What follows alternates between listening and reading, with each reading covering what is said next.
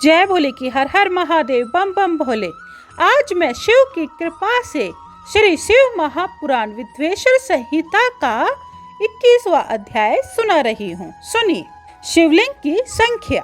सुनिए ऋषि बोले, हे सूत जी, शिव जी के पार्थिव लिंग की कुल कितनी संख्या है? सूत जी बोले, हे ऋषियों, पार्थिव लिंग की संख्या कामना के अनुसार कही गई है। विद्वान पुरुष प्रीति सहित 1000 पार्थिव शिव का पूजन करें।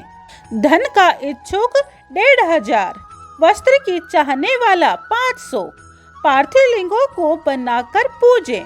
मोक्ष का इच्छुक 1 करोड़, भूमि का इच्छुक 1000, दया भाव चाहने वाला 3000। तीर्थ यात्रा की कामना हो उसके अनुसार वेदों विधि से उतनी संख्या में पार्थिव लिंग की पूजा करें। पार्थिव की पूजा करोड़ों यज्ञों का फल देने वाली है और कामार्थी मनुष्य को भक्ति और मुक्ति देने वाली है। कलयुग में और लोकों में जो लिंग पूजा ही श्रेष्ठ कही है, उसके समान दूसरा कुछ भी नहीं है।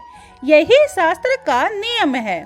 भक्ति मुक्ति दाता लिंग अनेक आपत्तियों से बचाता है।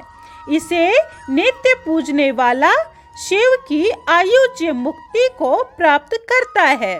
4 उंगल ऊंचा सुंदर वेदी से युक्त लिंग को उत्तम कहा गया है। उससे आधा मध्यम और उससे आधा अधम कहा गया है। उसका कोई फल नहीं होता। विद्वान को चाहिए कि वह अन्य सब कर्म जंजालों को छोड़कर नित्य प्रति एक ही लिंग की पूजा करे, क्योंकि एक ही लिंग का अर्चन करने से संपूर्ण स्थावर जड़गम पूजित हो जाता है। भव सागर से तरने का इससे सरल उपाय दूसरा कोई नहीं है। ब्राह्मण, क्षत्रिय, वैश्य, स्त्री तथा अन्य सभी जातियों को शिवलिंग की पूजा करने का अधिकार है। ब्राह्मणों को वेदों विधि से पूजा करनी चाहिए। अन्य विधि से कहीं और दधीचि, गौतम आदि ब्राह्मणों के शाप से दग्ध चित्त वालों एवं उनके वंशजों को, जिनकी वैदिक कर्म में श्रद्धा नहीं है तथा जो वेद स्मृति के कर्म का अनादर कर दूसरों के कर्म का आचरण करते हैं, उनके संकल्प पूरे नहीं होते। उन्हें चाहिए कि वे उसी स्थान पर त्रिज गणमयी अष्टमूर्ति का पूजन करें, क्योंकि पृथ्वी, जल, अग्नि, वायु, आकाश, सूर्य, चंद्र और यजमान ये 8 मूर्ति पूजनीय है। सरु, भव, रुद्र, उग्र, भीम, ईश्वर, महादेव, पशुपति इनकी मूर्ति बनाकर पूजा करें। देव कर्म को रात्रि में सदैव उत्तराभिमुख होकर करें। इसी प्रकार शुद्ध होकर उत्तर की ओर मुख करके शिव जी का पूजन करें। 21वां अध्याय समाप्तम। जय भोले की। 22वां अध्याय शिव नैवेद्य और विलंब महात्म्य। ऋषि बोले, हे सूत जी, हमने पूर्व में सुना है कि शिव नैवेद्य ग्रहण करने योग्य नहीं है। हे मुनिनाथ, इसका और विलंब पत्र के महत्व का निर्णय कीजिए। सूत जी बोले, हे ऋषियों, शिव जी के नैवेद्य को देखकर तो पाप दूर से ही भाग जाते हैं और उनको ग्रहण करने पर तो बहुत से पुण्यों का फल मिलता है। शिव नैवेद्य का भक्षण करने से तो हजारों और अरबों यज्ञों से बढ़कर शिव सायुज्य की प्राप्ति होती है। जिनके घर में शिव जी के नैवेद्य का प्रचार होता है, उसका घर तो पवित्र है ही, बल्कि साथ में वह अन्य घरों को भी पवित्र कर देता है। अतएव शिव नैवेद्य को घर से आया हुआ देखकर प्रसन्नता पूर्वक उसे सिरोधार्य करके शिव स्मरण करते हुए बड़े प्रयत्न से उसे भक्षण करना चाहिए, क्योंकि शिव नैवेद्य भक्षण करने से ब्रह्म हत्यारा भी पवित्र हो जाता है। परंतु जहाँ चंडालों का अधिकार हो वहाँ का महाप्रसाद भक्ति सहित भक्षण करना उचित नहीं। वोणलिंग, सिद्धलिंग और स्वभयो लिंग में तथा संपूर्ण प्रतिभावों में चंडाल का अधिकार नहीं है। हे मुनीश्वरों, लिंग के ऊपर का नैवेद्य अवश्य ही आग्रह है, किंतु जो लिंग स्पर्श से अलग है वह पवित्र है। हे ऋषियों, विलंब महादेव जी का स्वरूप है और इसकी देवताओं ने भी बड़ी स्तुति की है। इसकी महिमा से जानी जाती है। संसार में जितने भी पवित्र और प्रसिद्ध तीर्थ हैं वे सब विलंब में ही निवास करते हैं, क्योंकि विलंब वृक्ष की जड़ में लिंग रूपी अवयव महादेव जी का वास रहता है और पुण्य आत्मा इसकी पूजा करता है। वह निश्चय ही शिव जी को जल चढ़ाता है, मानो वह सब तीर्थों में स्नान कर चुका और वह पृथ्वी पर पवित्र है। जो मनुष्य विलंब वृक्ष की जड़ को गंध पुष्प आदि से पूजता है वह शिवलोक को जाता है और उसे संतान अथवा सुख की वृद्धि होती है। जो भक्ति सहित विलंब की जड़ में दीपक जलाता है तथा उसकी पूजा करता है वह सब पापों से छूट जाता है। विलंब के वृक्ष के नीचे जो शिव भक्त को भोजन कराता है उसे एक ब्राह्मण के जिमाने से 1 करोड़ ब्राह्मण भोजन का फल मिलता है। विलंब वृक्ष के नीचे दूध घी में पका हुआ अन्न जो शिव भक्त को देता है वह दरिद्री नहीं होता। हे ऋषियों, प्रवर्ती और निवर्ती 2 प्रकार के मार्ग हैं। प्रवर्ती मार्ग पाठ पूजा करें तो मनोरथ सफल हो जाते हैं। अभिषेक के अनंतर शाली अनंत से नैवेद्य दें, फिर घर में लिंग को संपुष्टित करके शुद्ध स्थान में रखें। निवर्ती मार्गीय सूक्ष्म लिंग पूजा है। विभूति द्वारा पूजन कर विभूति भी निवेदित करें। पूजा करके लिंग को मस्तक पर धारण करें। 22वां अध्याय समाप्तम। जय भोले की। 23वां अध्याय शिव नाम महिमा। सुनिए। ऋषि बोले, हे सूत जी, रुद्राक्ष तथा शिव नाम की महिमा किस प्रकार करनी चाहिए? सूत जी बोले, हे ऋषियों, भस्म, रुद्राक्ष, शिव नाम ये तीनों त्रिवेणी के समान महापुण्य में है। जहाँ इन तीनों का निवास हो उसके दर्शन मात्र से त्रिवेणी के स्नान का फल प्राप्त हो जाता है। यह तीनों जिनके शरीर में रहते हैं उनका दर्शन भी पाप नाशक एवं परम दुर्लभ है। शिव नाम गंगा जी, भस्म यमुना जी, रुद्राक्ष सरस्वती ये तीनों पाप नाशक हैं। इसीलिए इन तीनों को सदैव धारण करें। इसे ब्रह्मांड भर में अस्त्र से परे केवल शिव ही जानते हैं। सत्य समझो कि शिव नाम दावग्री है और महापाप पर्वत है। उससे यह पाप रूपी पर्वत शीघ्र ही जल जाते हैं। केवल पाप मूल एक ही शिव नाम लेने से नष्ट हो जाते हैं। हे ऋषियों, यदि सब पापों की राशि ब्रह्म हत्या लगी हो तो उसे भी शिव नाम नष्ट कर देती है। जो शिव नाम रूपी नौका पार कर भव सागर से तर जाते हैं उनके भव रूपी पाप समूह निसंदेह नष्ट हो जाते हैं।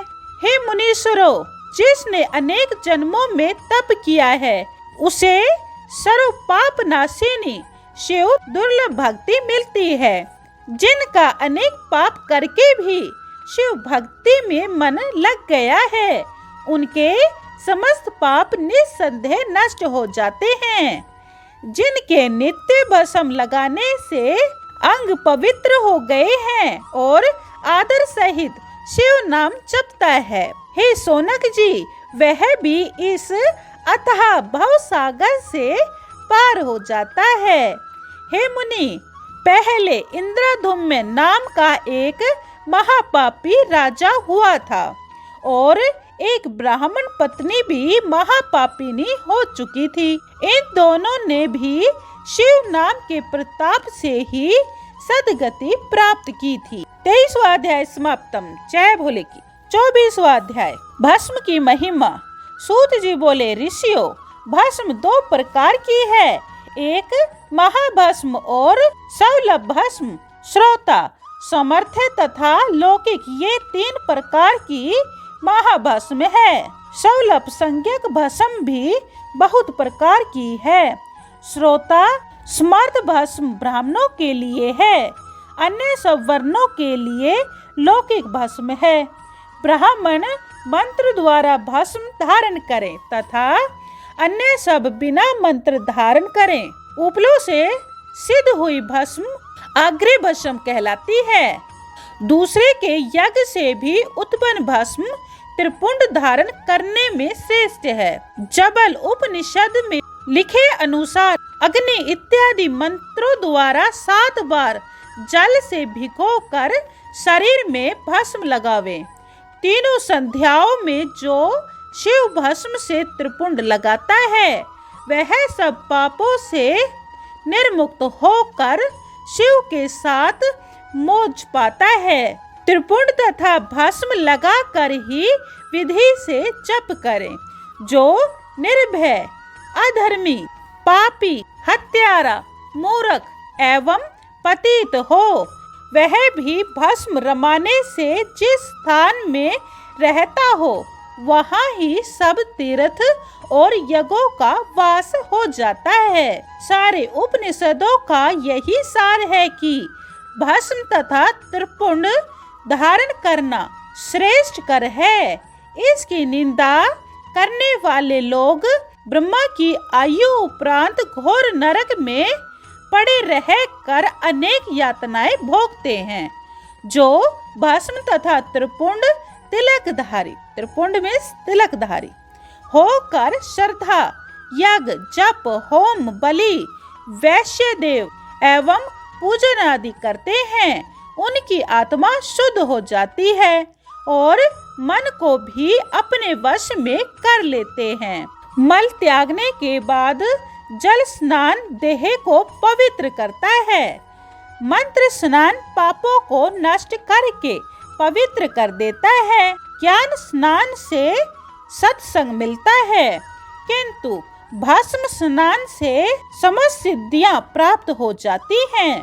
जो ब्राह्मण होकर भी त्रिपुंड नहीं लगाता, उसके स्नान, ध्यान, जप, तप इत्यादि सभी निसफल हो जाते हैं। वानप्रस्थी, अदीक्षित एवं कन्याएं ठीक मध्य में 12 बजे जल मिश्रित अथवा सूखी भस्म का त्रिपुंड प्रतिदिन लगावें, तो वे भी शिव शक्ति के अधिकारी होते हैं। हे मुनिगण, मध्या वाली उंगली और इसके साथ वाली अनामिका एवं कनिष्ठिका उंगली के साथ वाली इन 2 उंगलियों से भस्म लेकर भ्रुकुटी के मध्य एवं समाप्ति तक जितना भी विस्तार है, उनमें 3 लकीरों वाला त्रिपुंड मस्तक पर तथा अन्य अंगों में धारण करें। त्रिपुंड की प्रत्येक रेखा में 9 देवता माने गए हैं, जैसे कि प्रथमा के आकार गार्हपत्य, अग्नि, पृथ्वी, धातु, धर्म, रजोगुण, ऋग्वेद, क्रिया, शक्ति एवं प्राय सवन इत्यादि 9 ग्रह हैं। द्वितीय रेखा के उकार दक्षिण अग्नि, आकाश तक यजुर्वेद आत्मा, अंतरात्मा, इच्छा शक्ति, मध्य दिन, सवन एवं महेश्वर इत्यादि देवता हैं। तीसरी रेखा के मकार आहनीय, अग्नि, परमात्मा, तमोगुण, दिव्या, सामवेद, ज्ञान, शक्ति, साय सवन एवं महादेव, इस प्रकार 9 देवता हैं। हे विप्रवृंद, प्रत्येक रेखा को लगाते समय उन देवता का ध्यान एवं स्मरण करना आवश्यक है, जिससे भक्ति मुक्ति सहज प्राप्त होती है। भस्म 32, 16, 8 केव्या 5 अंगों में धारण करें। सिर, माथा, दोनों कान, दोनों नेत्र, नासिका के दोनों छिद्र, दोनों हाथ, मुंह, कंठ, दोनों कोहनी, दोनों भुजदंड, हृदय, दोनों बगल, नाभि, दोनों अंडकोश, दोनों उरु, दोनों घुटने, दोनों पिंडली, दोनों जांघे, पांव आदि 32 अंगों में क्रमशः अग्नि, वायु, पृथ्वी, देश, 10 दिशाएं, 10 दिग्पाल, 8 वसुंधरा, ध्रुव, सोम, आम, अनिल, प्रातःकाल इत्यादि का नाम लेकर भस्म त्रिपुंड धारण करें, अथवा सिर, कंठ, मस्तक, दोनों कंधे, दोनों हाथ, दोनों कोहनी, दोनों भुजंग, नाभि, दोनों बगले एवं पीठ, इन 16 अंगों में क्रमशः धारण करें।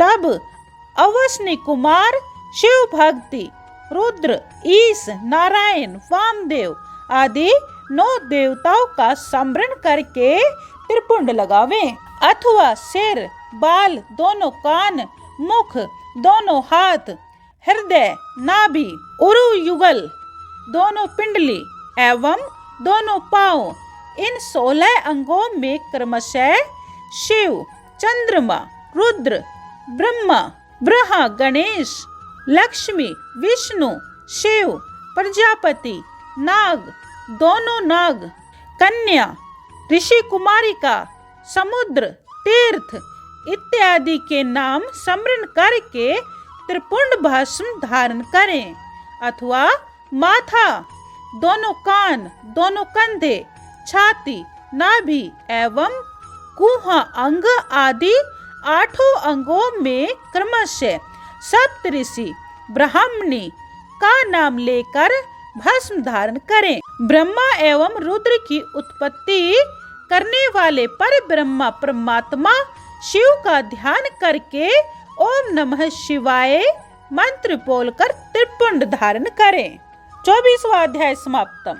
जय भोले की 25वां अध्याय सुनिए। रुद्राक्ष महात्म्य। सूत जी बोले, हे सोनक, रुद्राक्ष शंकर जी को अति प्रिय है। इसके द्वारा जप करने से समस्त पाप नष्ट हो जाते हैं। इसकी महिमा तो सदा शिव ने स्वयं लोक के कल्याणार्थ श्री पार्वती जी को सुनाई है।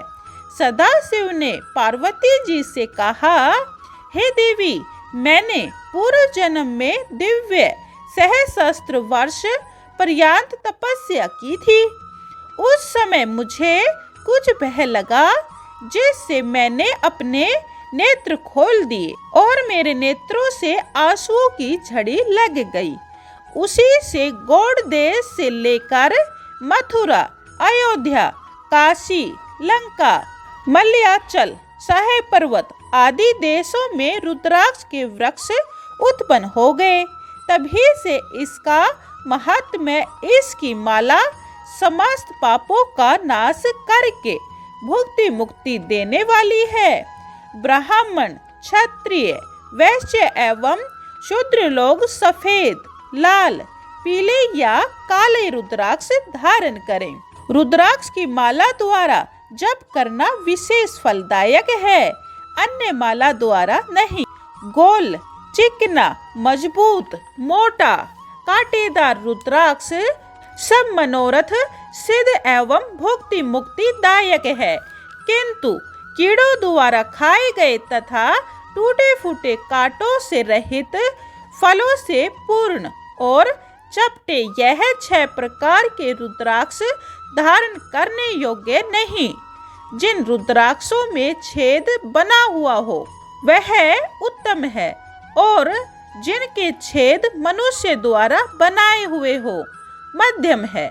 550 रुद्राक्ष का मुकुट, 3 लड़ीदार 308 रुद्राक्ष का यज्ञोपवीत, 101 रुद्राक्ष की माला, 3 रुद्राक्ष शिखा में 6 रुद्राक्ष, कानों में 11 रुद्राक्ष, दोनों कोहनियों में तथा इतने ही दोनों मणिबंधनों में, 3 जनेऊ में, 5 कमर में, इस प्रकार कुल 1100 रुद्राक्षधारी मानव साक्षात शिव रूप है। गले में रुद्राक्ष, मस्तक पर त्रिपुंडधारी रुद्राक्ष पहने ओम नमः शिवाय मंत्र का जप करने वाले महात्मा मयपुर को नहीं जाता। रुद्राक्ष माला पर मंत्र जपने का फल करोड़ों गुना प्राप्त होता है। रुद्राक्षधारी को 10 करोड़ गुना फल मिलता है। 3 मुख वाला रुद्राक्ष साधन सिद्ध करता है। यह मुख्य विद्याओं में निपुण कर देता है। 4 मुख वाला रुद्राक्ष ब्रह्मा रूप है। इसके दर्शन एवं पूजन से नर हत्या का पाप छूट जाता है। धर्म, अर्थ, काम, मोक्ष आदि चारों पुरुषार्थों का फल देता है। कालाग्नि नामक पंचमुखी रुद्राक्ष रुद्र रूप है। यह सर्व कामनाएं पूर्ण कर मोक्ष प्रदान करता है। अभोग्य स्त्रियों के भोगने के पाप तथा अभ्यक्ष वस्तुओं के भक्षण करने के पापों से मुक्ति करता है। 6 मुखी रुद्राक्ष स्वामी कार्तिकेय का रूप है। इसे दक्षिण हाथ में बांधे, इससे ब्रह्मा हत्या आदि दोष निवृत्त हो जाते हैं। 7मुखी रुद्राक्ष के अनेक नाम हैं। इसके धारण करने से धन प्राप्त होता है। अष्टमुखी रुद्राक्ष अष्टमूर्ति भैरव का रूप है। इसके धारण से दीर्घायु प्राप्त होती है और मरने पर शिव स्वरूप हो जाता है। 9मुखी रुद्राक्ष भैरव तथा कपिला रूप है। इसकी अधिष्ठात्री 9 स्वरूपा अम्बा देवी है।